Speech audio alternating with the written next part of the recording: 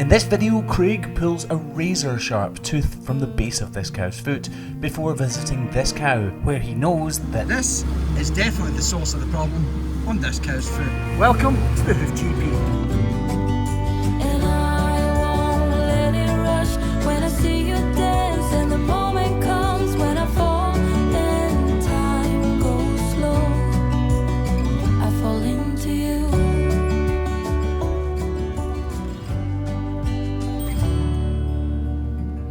It's still sore. Code Brown, our book, is for sale now as a pre-sale, but we do have limited copies and more than half of them have already gone. So if you want to go to thehoofgp.com, you can purchase your book right now. It is only for sale for a couple of days.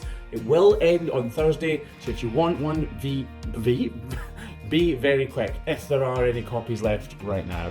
If you're in the US, by the way, there are no tariffs to pay because we are paying them for you. This book is absolutely full of fun. We've loved writing it, but it does still have some poignant moments. It's all about when life turns a bit Code Brownish and you're not sure you're going to get out of a situation. Code Brown, available right this second on pre-sale for about a day and a half at thehoofgp.com.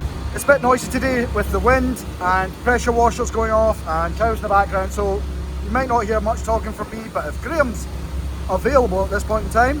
Hi Graham. Hi Craig, I'm available, yes. I'm pretty sure he'll voice over this whole entire trip. So, like I said, this is definitely an issue. I'm not sure how far it's going to go or how much it can take away because it looks like it's a very fresh wound. So let's investigate and see how far we get. Either way, she's definitely going to need a block. before Craig even starts this trim, I know exactly what he is expecting and hoping for. He is expecting there to be an explosion of fluid from that little black spot, because that is all too often the case with problems like this. He knows that this cow is very lame, because I know the farmer already told him that, and that usually points to a high degree of pressure. And that little black spot is a telltale sign of exactly where that pressure is. So, time will tell whether or not Craig is about to find what he's looking for, or not.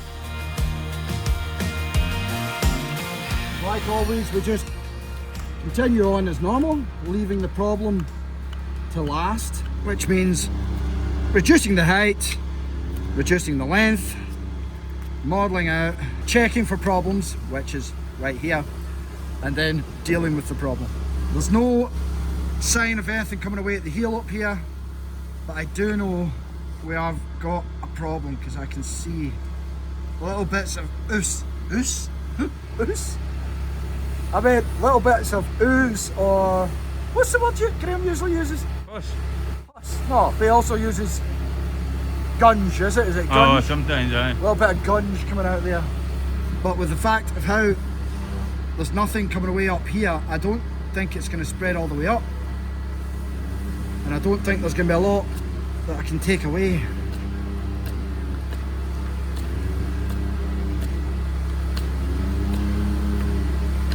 So I'm going to start at the problem, or the area of the problem that I can see, and work my way back, assuming a cavity begins to appear. Because if I find a cavity, then I know how far that cavity then goes.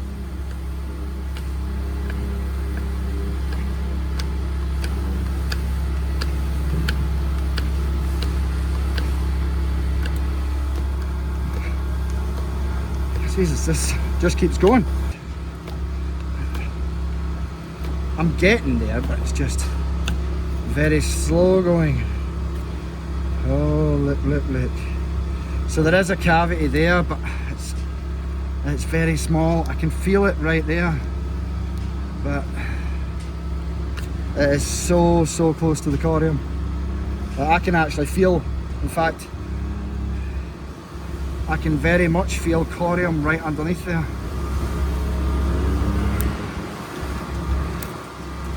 Give this a little wash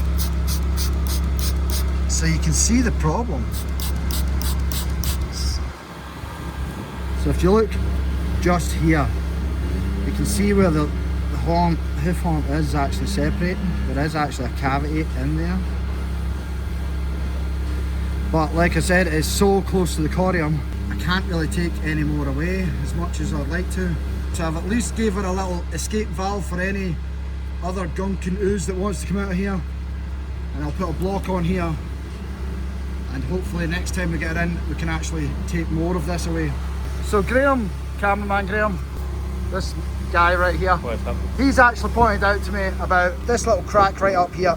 I don't think that's anything, but I will clear it just to double check. Craig has done a very good job indeed, and this little crack he's talking about in the heel is not something I would have been worried about. Had the problem with more time to spread, as in create more of a cavity, it would have worked its way up, and that probably would have been part of the problem.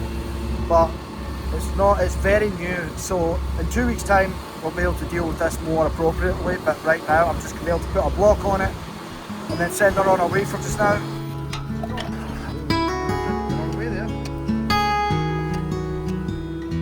Now he's never saw this cow walk in, and I think Graham has explained this a million times before. Sometimes we don't actually see a lame cow walk in because we're too busy focused on like getting the cows trimming. We don't want the cows to stand for too long, so it's not always till the cow's in the crush we actually see that there's a problem. So once this block's dry, we shall see her leave, but then you won't have seen how lame she was when she came in. And just like that, Craig has finished this trim. He trimmed it in exactly the way that I would have myself, and that alone makes me very proud. The cow is not walking fantastically though, because Craig was absolutely right. This problem hasn't fully come to a head yet, and unfortunately, sometimes it needs to before it can be fixed.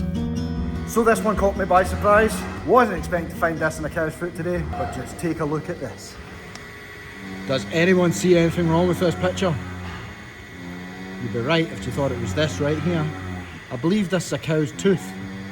What's probably happened is there's probably a cow's tooth lying on the ground and she stood on it and crushed it into her foot. No way she's kicking a cow in the face with her front leg, you know what I mean?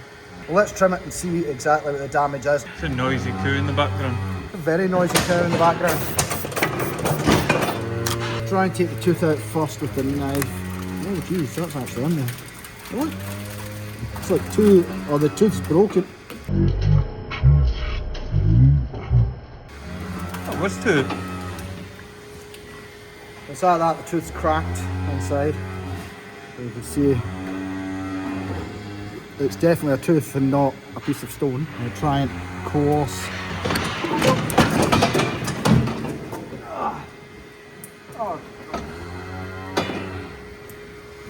There's the second part of the tooth.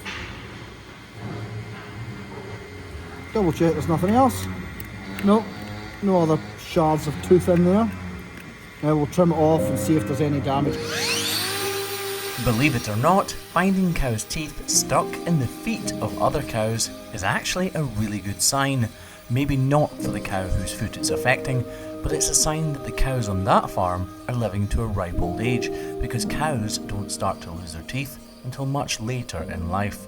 So if you have a farm that you trim perhaps in the city centre of New York or Chicago or Sydney in Australia or wherever you live, and you're finding cows' teeth stuck in the feet that you're trimming, which you're probably not, then believe you me, it is actually a good sign. The hope is always that the tooth hasn't fully penetrated the corium though, because if it has, we've got a real problem on our hands. As you can see, there's no more extra damage. Oh, no more damage. It just must have punctured the top layer of hoof horn. I'm very sorry because my knives are gone. I haven't had the time to sharpen my knives since Graham having his little accident, so I need to get that done today. Just trying to take away any of this hoof horn right about here. Make sure they don't go anywhere. I don't think they do. You genuinely just never know how deep into a cow's foot these teeth can penetrate. This could open right up. I don't think that's going to go anywhere. I don't want to take it any further, or I am going to take it too far. So, as I said, she's not lame. So, yeah, that's deep enough. As you can see, this is getting soft in here. So when I press it, she's not kicking. On this occasion, both the cow and Craig have got lucky, and the tooth hasn't done any lasting damage. First time I've found a tooth in a cow's foot. Remember, the new book Code Brown is on pre-sale right now, but only for a day or so because a huge amount of copies have already gone. So be quick. Head to thehoofgp.com.